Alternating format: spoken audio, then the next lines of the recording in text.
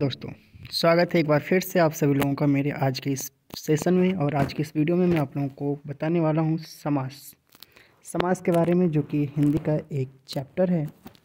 समास क्या होता है, सबसे पहले तो हम ये जानेंगे। तो समास समास क्या होता है, समास की परिभाषा हम आपको बता रहे हैं। तो देखिए, समास का शाब्दिक अर्थ है संक्षिप्तीकरण, ठीक है ना, अर्थात छोटा रूप। जब किन्हीं दो या दो से अधिक शब्दों से मिलकर कोई नया और छोटा शब्द बनता है तो उसे समास कहते हैं। समास की रचना। समास की उत्पत्ति दो पदों से होती है। पहले जिसमें जिसमें पहले पद को पूर्व पद और दूसरे पद को उत्तर पद कहा जाता है। पूर्व पद और उत्तर पद से मिलकर बना पद समस्त पद या समास कहलाता है। ठीक है, पूर्व पद और उत्तर पद से मिलकर बना पद समस्त पद या फिर समास कहलाता है। यानी समास को हम समस्त पद के नाम से भी जानते हैं। जैसे राजा का पुत्र अर्थात राजपुत्र, रसोई के लिए घर यानी रसोई घर, हाथ के लिए लकड़ी यानी हाथ के लिए कड़ी यानी हथकड़ी। ठीक है ना। समास के प्रकार। समास 6 प्रकार के होते हैं। समास कितने प्रकार के होते हैं? 6 प्रकार के। कौन कौन से? सबसे पहला होता है अव्ययीभाव समास, तत्पुरुष समास। तीसरा होता है कर्णधारय समास, द्विगु समास, द्वंद्व समास और बहुब्रीहि समास। ठीक है। पहला अव्ययीभाव समास यानी अव्ययीभाव समास। अव्ययीभाव समास का मतलब होता है इसमें प्रथम पद अव्यय से होता है। यानी कि इसमें जो प्रथम पद होता है वही मुख्य होता है। प्रथम पद को ही प्रधान माना जाता है। इसका परिभाषा हम आपको बता देते हैं कि इस समास में प्रथम पद अव्यय होता है, इसका अर्थ प्रधान होता है, इसलिए इसे अव्ययीभाव समास कहते हैं। यानी कि इसका एक उदाहरण ले लेते हैं हम, प्रतिदिन। ठीक है ना, थोड़ा सा ऊपर करते हैं प्रतिदिन। ठीक है, उदाहरण है प्रतिदिन यानी प्रत्येक दिन। इसमें प्रति जो है वो पहला पद है। ठीक है, ये प्रधान है। प्रति मतलब प्रत्येक। यथाशक्ति, यथा मतलब जितना आपके शक्ति में है, यानी शक्ति के अनुसार। आजन्म मतलब जन्म से लेकर यानी जन्म भर। ठीक है ना, जन्म से लेकर अब तक जो भी है आजन्म। यहाँ प्रति, यथा, आदि कुछ अव्यय हैं। स्त्री या पुल्लिंग के साथ प्रयोग करने पर इन शब्दांशों में कोई परिवर्तन नहीं आएगा। ठीक है ना, ये होते हैं अव्ययीभाव समास। ठीक है ना, बात समझ में आई? यानी कि उपसर्ग और प्रत्यय आप लोग पढ़ते हैं, तो उपसर्ग जो होते हैं, उपसर्ग हमेशा पहले लगाए जाते हैं। तो उपसर्ग में जो उपसर्ग जिनका कि कुछ मतलब होता है, ठीक है ना, वही अव्ययीभाव समास में आते हैं। ठीक है ना। अब आ गया तत्पुरुष समास, दूसरा। संक्षेप में बता रहा हूँ सभी को लेकर। समास को सिर्फ संक्षेप में आपको यहाँ पे बता दूंगा 6 समास के बारे में, ताकि आपको सिर्फ एक आइडिया लग जाए कि समास जो 6 समास हैं वो होते क्या जनरली। वैसे समास को अगर विस्तार से पढ़ा जाए तो बहुत बड़ा समास होता है। समास के बारे में मैं एक अलग से बहुत बढ़िया से वीडियो इसको बनाकर आपके सामने लाऊंगा। ठीक है, आज बस मैं ऐसे ही आपको, क्योंकि आपको जैसा कि आपको पता ही है कि मैं बहुत समय से आप लोगों के सामने लाइव नहीं आ पा रहा हूँ। तो लाइव जब नहीं आ रहा हूँ तो लाइव न आने की वजह से मैं आप लोगों को अपनी वीडियो प्रस्तुत कर सकूं, इसके लिए मैं रिकॉर्डिंग करके और वीडियो को आप लोगों के सामने अपडेट कर रहा हूं। तो इसलिए मुझे रिकॉर्डेड करना पड़ रहा है। तो अब आ जाते हैं, हमारा जो दूसरा है वो है तत्पुरुष समास। तत्पुरुष समास में क्या होता है? तत्पुरुष समास में बस इतना ही होता है कि दो पदों के बीच में ना एक कारक लगा होता है। ठीक है, और जब वो दोनों पद आपस में मिल जाते हैं तो उनका लोप हो जाता है, दोनों कारकों का। जैसे एग्जाम्पल में है तुलसीकृत, यानी कि तुलसी के द्वारा, तुलसी जी के द्वारा। तुलसीकृत रामायण का मतलब होता है तुलसी के द्वारा। तो इसमें तुलसीकृत रामायण हम लोग पढ़ते हैं, तुलसीकृत रामायण यानी तुलसीदास जी के द्वारा लिखा गया रामायण जो है। ठीक है, तुलसीकृत। देखिए इसका बढ़िया से हम इसको थोड़ा सा जान लेते हैं। ठीक है ना, इसका परिभाषा। जिस समास में दूसरा पद प्रधान होता है, दूसरा पद यानी पहला नहीं, दूसरा पद प्रधान होता है, उसे तत्पुरुष समास कहा जाता है। यह कारक से जुड़ा होता है। विग्रह करने पर जो कारक प्रकट होता है उसी कारक के अनुसार समास का उप प्रकार निर्धारित किया जाता है।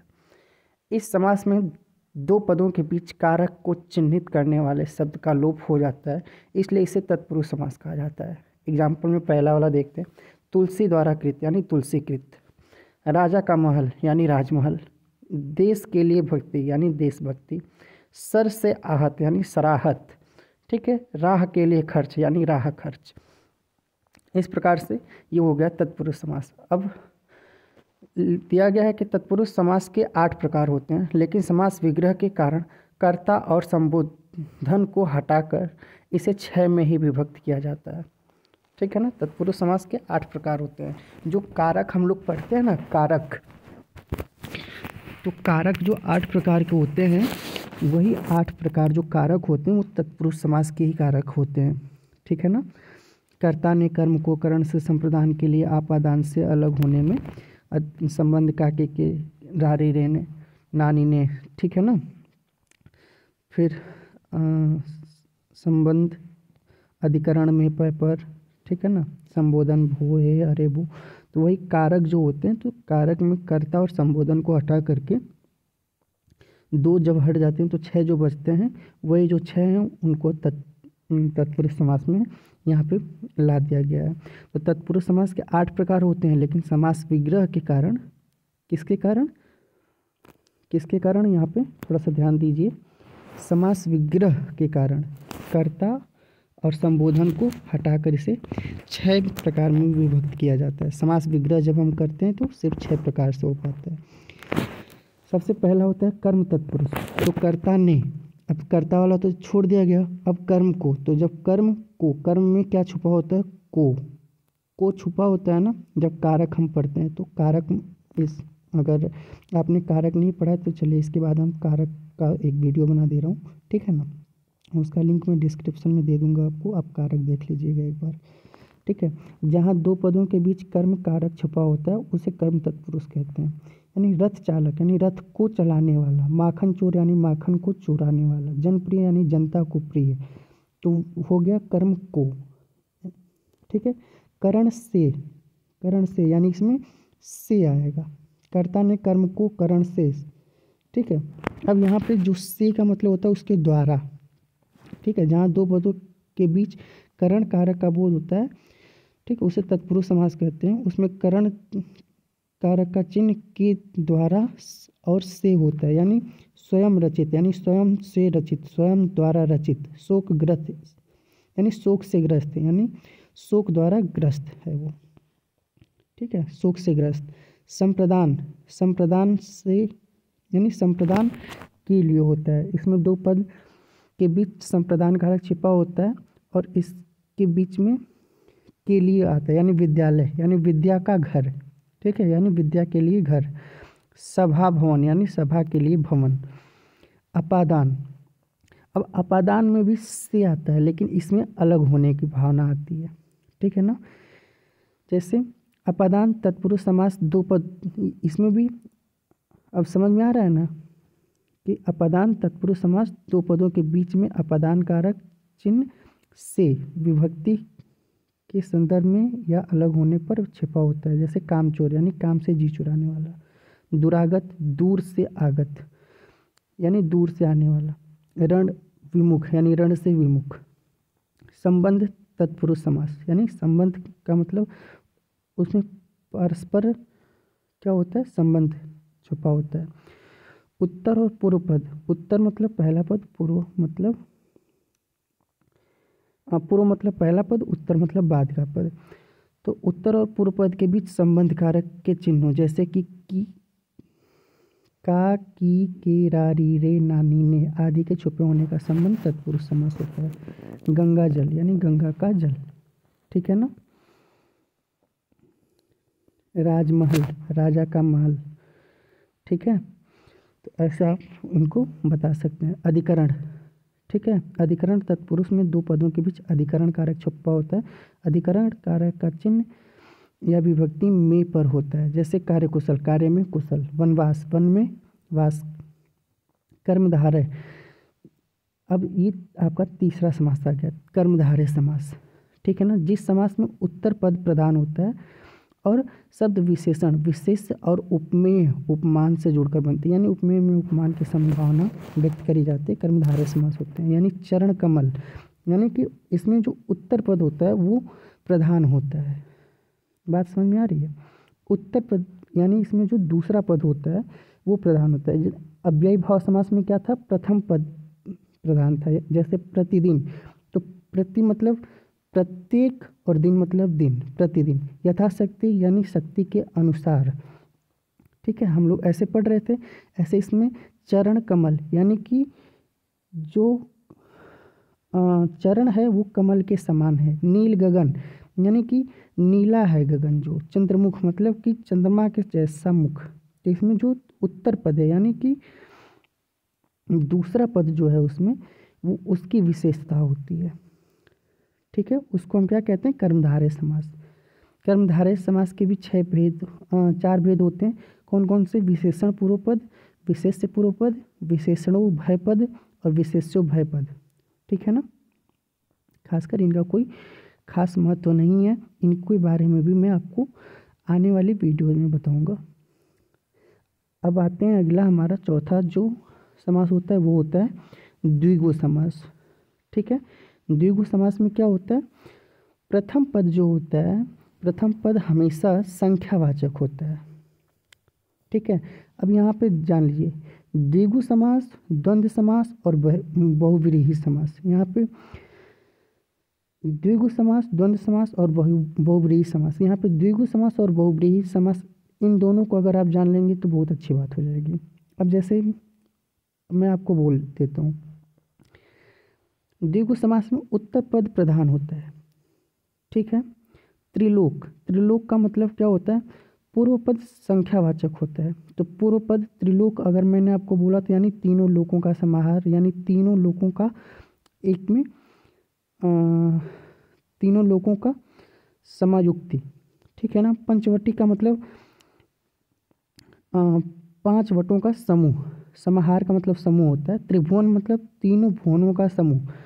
लेकिन अब जहाँ ही मैं ऐसे बोलता हूँ, ठीक है, कि त्रिदेव, तो त्रिदेव अगर बोला, अगर मतलब तो तीनों देव आ गए, तो यहाँ पे ये कौन सा समास होगा, द्विगु समास।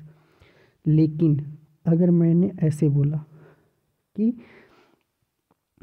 त्रिनेत्र, ठीक है, त्रिनेत्र, तो अब 3 नेत्र, तो अब 3 नेत्र किसके हैं, ठीक है। तो 3 नेत्र हैं जिसके, वो कौन है, तो 3 नेत्र वाला कौन है, शंकर। तो ये मतलब यानी कि प्रथम पद जो होता है उसमें भले ही संख्यावाचक आती है, लेकिन उसमें किसी तीसरे की भी उसमें पुष्टि आ जाती है, तो वो बहुव्रीहि समास आ जाता है, ठीक है ना। यानी कि बहुव्रीहि समास को एक बार पहले देख लीजिए। जिस समास में कोई भी पद प्रधान ना हो, 2 पद मिलकर तीसरा पद बनाते हैं, वह तीसरा पद प्रधान होता है, तो बहुव्रीहि समास होते हैं। जैसे त्रिनेत्र यानी 3 नेत्र जिसके हों, तो वो कौन हो गए, शिव। जैसे लंबोदर, लंबा उदर है जिसका, तो कौन आ गया, गणेश, ठीक है। तो अब इसमें देखिए, आपने क्या देखा, इसमें पूर्व पद संख्यावाचक है, इसमें संख्यावाचक इसमें भी है, लेकिन संख्यावाचक हो भी सकता है किसमें, द्विगु समास, बहुव्रीहि समास में भी संख्यावाचक हो भी सकता है, ठीक है, और नहीं भी हो सकता है बहुव्रीहि समास में। ऐसा नहीं कि उसमें एकदम संख्यावाचक होगा ही। अगर संख्यावाचक नहीं भी है तो भी ऐसा देखना है कि क्या उससे कोई तीसरा पद निकल के आ रहा है। अगर तीसरा पद निकल के आएगा तो वो बहुव्रीहि हो जाएगा। यानी लंबोदर, जैसे लंबा है उदर जिसका, यानी कि भगवान गणेश, तो भगवान गणेश का जब नाम आ गया तो वो कौन आ गए, यानी कि बहुव्रीहि समास में आ गया, ठीक है। ऐसे हमको समझना है कि द्विगु समास और बहुव्रीहि समास में अंतर क्या है, ठीक है। अब द्वंद्व समास में आते हैं, ठीक है। तो द्वंद्व में बस इतना ही अंतर है कि 2 पदों के बीच में और छुपा रहता है, ठीक है। और जो और छुपा रहता है उसमें पहला पद और दूसरा पद, यानी कि पूर्व पद और उत्तर पद, ये दोनों एक दूसरे के लगभग विपरीत होते हैं, ठीक है। अधिकतर क्या होते हैं, वो विपरीत होते हैं। देखिए इसका परिभाषा पढ़ते हैं हम। द्वंद्व समास दोनों ही पद प्रधान होते हैं, ठीक। अधिकतर एक दूसरे पद के विपरीत होते हैं, कोई भी पद छुपा हुआ नहीं रहता है। जैसे जल वायु, जल और वायु, जल और वायु, मैंने बोला ना कि दोनों के बीच में और छुपा हुआ रहता है, इसमें लिखा नहीं है लेकिन मैंने आपको बताया। अपना पराया यानी अपना और पराया, पाप पुण्य, पाप और पुण्य, तो ये दोनों लगभग एक दूसरे के विपरीत रहते हैं, ठीक है। तो इस तरीके से आपने ये 6 समास को आसानी से जान लिया। उम्मीद करता हूँ आपको हमारे द्वारा बताई गई, सुझाई गई ये वीडियो ज़रूर पसंद आएगी। चैनल पर नए हैं तो चैनल को सब्सक्राइब करके बेल आइकन प्रेस कर दीजिए और भी अपने दोस्तों को शेयर कर दीजिए अगर वीडियो अच्छी लगी हो तो। मिलते हैं अगले वीडियो में कारक वाला चैप्टर को लेकर के। उम्मीद करता हूँ कि आपको कारक वाला चैप्टर भी ज़रूर पसंद आएगा।